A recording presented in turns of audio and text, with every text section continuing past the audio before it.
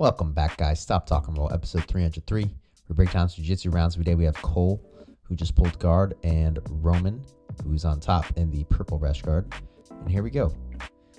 I like it. I'm starting right off the bat because Cole asked me this question, and I think I addressed it briefly in my most recent round. But Cole, he was like asking me, why do I play guard like this? I don't recommend that you actually play guard like this. Like this is like side guard, and this is a good guard you want to play when someone's about to pass your guard and you have to recover your guard, or your side control you want to get to here. Okay. I do this mainly because people don't engage with, or people tend to be more hesitant to engage with my guard. So I kind of just like, this is the almost past me position. So I kind of let them get here. Which is why you see me playing it like out in the open.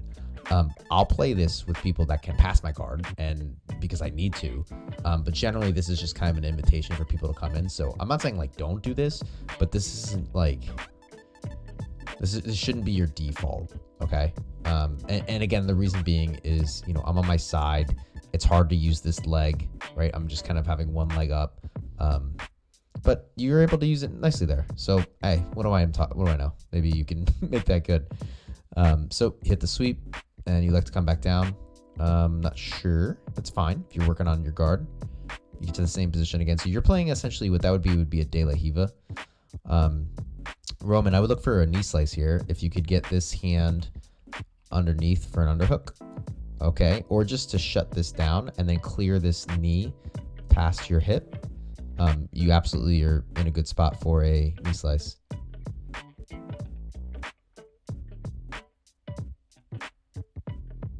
Okay. Break him down into a closed guard.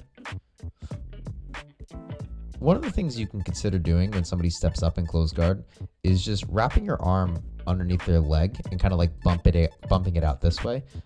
Just puts them on their butt, messes with their base. Let me throw myself on the other side. Just messes with their base,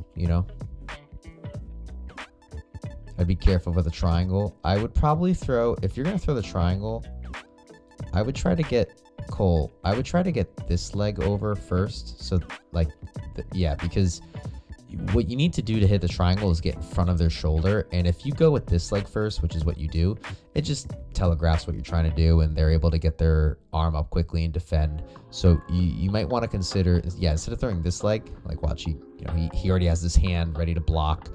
Instead, lead with your, the choking leg, and try to get there. All right, so we have Cole coming up on top, comes up with an ankle lock, but with a lot of forward pressure. I was going to say right there, Cole, you got to work on your passing. Just shove his legs to the side. Just push him over this way. Right, yeah. And don't just use your hands, like use your whole body to push him over.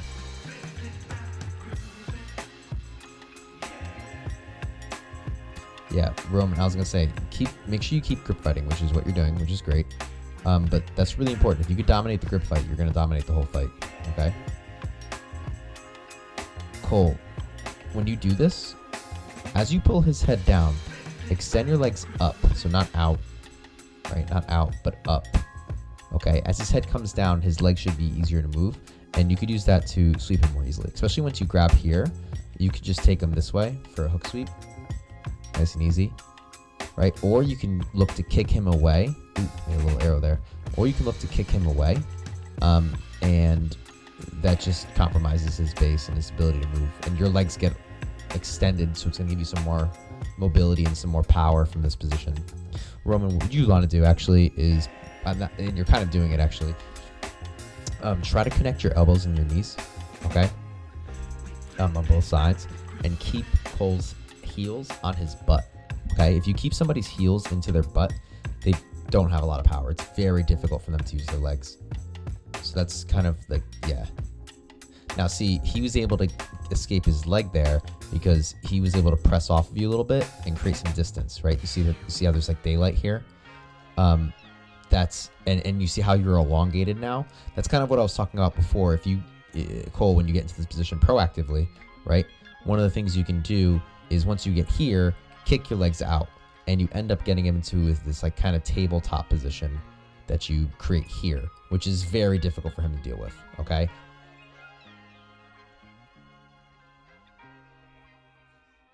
Nice. So what you want to do, Roman, what you would want to do is, ideally before you go to pass, you can shelf this bottom leg with your outside leg. And what that means is you basically sprawl it back. So that would be your right leg, like on the side of your body, your right leg.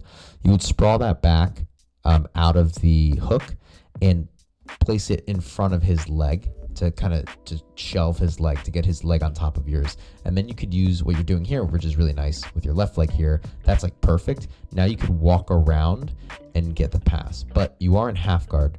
So once you disconnect from his body like that, it's not gonna be hard for Cole to push you away, sit up, yep, and all that fun stuff.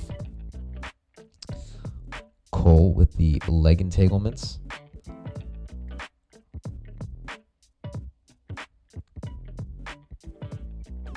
Roman, I would just stand up here. Probably be your best bet. Ooh, what's happening with my green screen? Sorry about that. You guys are like right in the camera. I guess I'll switch sides.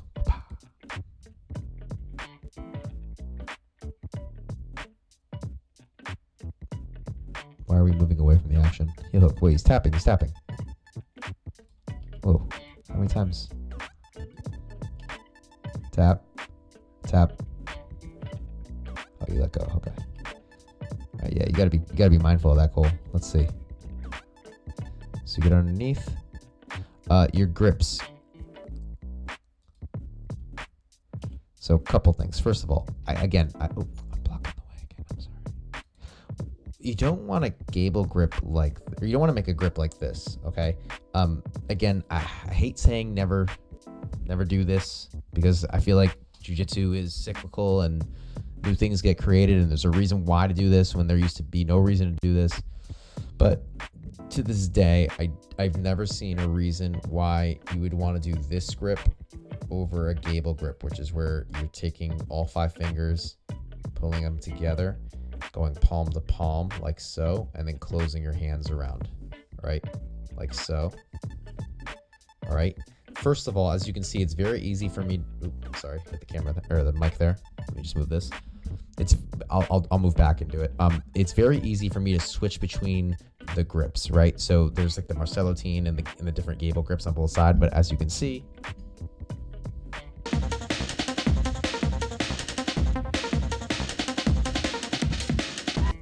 do you ever actually do that live? No, but you do want to be able to transfer between grips, right? And this is going to allow you to do that. It's also going to be stronger because there's no like weak point of it where I'm going to start bending through my thumb, like thumb barring myself as my grips get ripped off. I'm going to latch onto this big meaty part of my thumb and keep everything tight. Okay. So there's no reason to, as far as I know, no reason to do that. The next thing you want to do is where you have your heel or your wrist placement. So you have his heel. Now I know it slipped just a little bit, but you had it about here. We want your heel, when you're heel hooking somebody, we want it about here. And the reason why we want that is because we want the forearm to be parallel with his foot.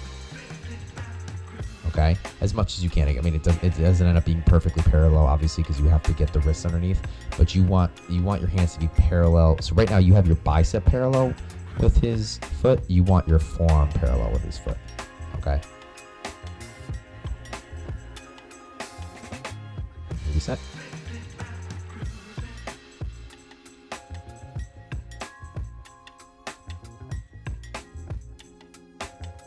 Okay. Good pressure. You can finish that. Roman's not letting you. I'll go back to that in a second. Ooh, be careful. It's an awkward position. Roman, what you could do is look to... I'd be very careful to turn. Honestly, I would look to just strip his legs off. Yeah. Let's break that down. So first of all, here, you can just keep this pressure down, this downward pressure that you have your Cole, and like you do, walk your body around. Obviously, you slip a little bit. It's probably just a sweaty mat, but you slip there. But I would just keep going, and so you guide this leg down nicely to the floor, and keep this downward pressure as you guide it like around. It's kind of hard with. I wish I had like a 3-dimensional thing here. So kind of like it's downward pressure. It's a rotational, so like his hips are turning, right? So like this hip is pushing up and you're moving this one down. You're flattening out this leg and you're gonna like extend his leg, this top leg here in that direction. So as you spin, right? So right here, you can see how his leg starts to move away from his body a little bit. Right there, right? Extends that way. It's been a while since I did this. Yeah, there we go. It extends a little bit of a way that way. Okay, you would keep driving it through this way and then basically spin right around and then just go hip to hip right here, or you can go knee on belly right here, and pass the guard that way. But you grab onto that foot, that's like a cross side. You can finish right there. So if you lock your hands up, your hands are very low. I want your hands up here, hands nice and high, right? Like, so look at the distance right here, or the space, right? You can see all this daylight here. That's a good angle. Yeah, you can see all this daylight here. As I raise my hand, that daylight disappears, okay? So it's gonna get smaller and smaller as I get my hand up. And also, the other thing I wanna do is, and I think you might be doing this, it's a little hard to see from the video, but you wanna be also pulling your elbow back. So I'm gonna leave my hand down, there's all that space again, but you can see by bringing my elbow back, that also eliminates that space. So if you do both at the same time, it makes that ankle lock very tight. Same thing you wanna do with guillotines. Okay, now from here, I know there's like that new, it's cause you have like the cross side ankle lock. Also, if you compete, this is illegal, just so you know. You can't just, I mean, it depends on the competition, of course, but like if you did IBJJF and you can't ankle lock, I think the cross side, because you're reaping right now. One thing, what ashi would this be? I feel like an idiot right now. It's like, is it cross ashi? Oh, it is. It is cross ashi. So, I mean, you probably ideally want to be looking for heel hooks here, but you're in this position, so let's talk about it. So one thing you might be able to do when you hit this ankle lock right here, so like right here, you could look to wrap this up tight, hands up high, all that good stuff. And then nice and easy when you do this, because I'm still trying to figure out how intense this is, but you keep that thing locked in so that heel can't slip out. And then you're going to hip kind of like forward in this direction. And I'm not 100% sure. I'll try to find a clip of Mikey Musumeci doing it that I can throw on here. But yeah, it's pretty good. Now, I would be very careful, right? It's coming up in a second. And Roman, this is more for you, but Cole too, just so you know. Yeah, I'd be very careful dipping your knee like that. Let's see if we get to the exact thing. So it's when your heel pops out. I don't know if it would be an Aoki. Yeah, I'd be very careful right here. So it's still an awkward position. But if Cole were to rip his hands up, and Cole, you need to be very careful doing this if you do this to somebody. But I think it's like a reverse Aoki. And what that is it's essentially, it's a heel hook without having a lot of control, but very effective. And it will tear your stuff up. So just keep that in mind. All right, so we reset. Cole on top. We'll stand up. Forward, Cole, forward. There you go. Good, good. With the guillotine. I mean, instead of standing up, so you could do a few things. I mean, so here's the thing. I don't want to encourage you to do this because you already do it with your ankle locks, but like you could easily just pull guard here, pull close guard, and he's probably done. The other thing is you could sit him on his butt and then walk forward and walk him into like a mounted position. and hit the guillotine there. Like, so just basically just walk him down this way, and finish him from mounted guillotine, which is very strong. But Roman's able to defend. You spin around to the back.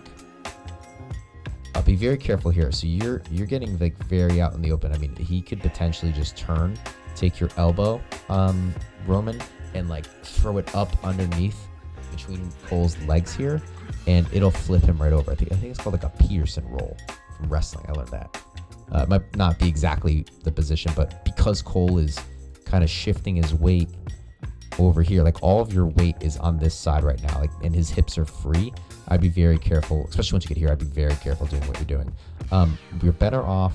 You started off in like a pretty good position. Let's see. So he goes for the double. You sprawl. He turtles. You spin. Like right here, I would keep this pressure down right here and kind of encourage him to move this direction and just keep pushing him and pressuring him away from you. So here, Roman, what you could do is just keep your head down and hips up high, right? And kind of dump them over. And Cole, what you would want to do is, if you have a seatbelt in, I'm not sure what you have in right now, but you could look to just pull him this way, and this like slides right underneath for your hook, your bottom hook. Yeah, Roman, you could knock him off pretty easily right now if you just go hips high. I think we had like a little rock star. Did you get a tap? I don't even know. We had like a false ending there. It might have been the 30-second bell. Push him down. Yep, nice. Roman, good job. Watch your neck. So if you're going to do that kind of guard, Roman, yeah, like I like this little shoulder crunch here because it stops him from getting underneath your head, but then you open right back up and he gets a hand right underneath. So that's going to just, put you in guillotine danger, which is annoying. Good, nice. So if you're going to do the chin strap, which is perfectly fine, Cole, you also want to take a hand and place it, let's see, right behind his elbow. Okay, so that's going to keep him from going forward and backing up, and your chest down nice and heavy. And then you could use that to hit anaconda chokes and move him around. Lots of options.